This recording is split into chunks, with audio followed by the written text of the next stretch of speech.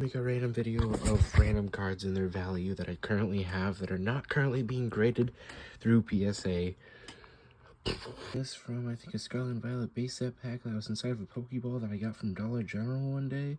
I was so hyped about that, but I had spent $100 that day, so it was kind of like, I had gotten some other cards that day, but moral of the story, this card's worth like $200 PSA 10, but it's really off-centered, so that's a Debbie Downer for this card.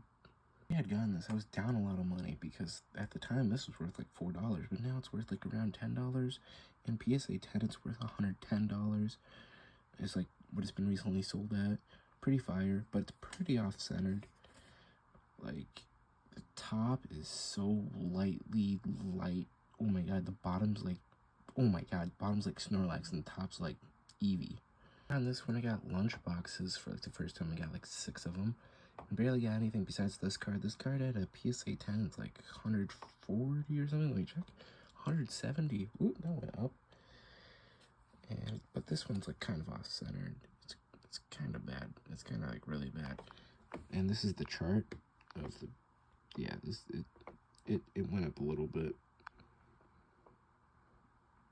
I had gotten a Lost Origin with a mini portfolio. I bought one of those for $6. When I got this, it was worth about $3.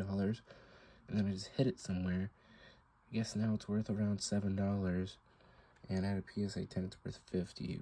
Whatever. But I thought it was cool. Hopefully it goes up. Price possessions right here. Ungraded $74 in mint condition. This is clearly not mint condition. Not gonna show you the back, but the back's pretty whitened. Not too whitened, but pretty whitened for being in the care of me however many years ago. But PSA 10, it's $940 only if I would have kept it in good condition. Jeez, if it would have been in good condition in PSA 10, $940.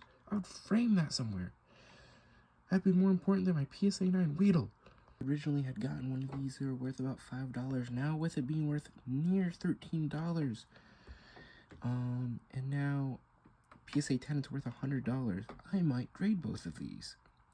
If one of them got 10, that'd be cool. Not saying I'd sell them.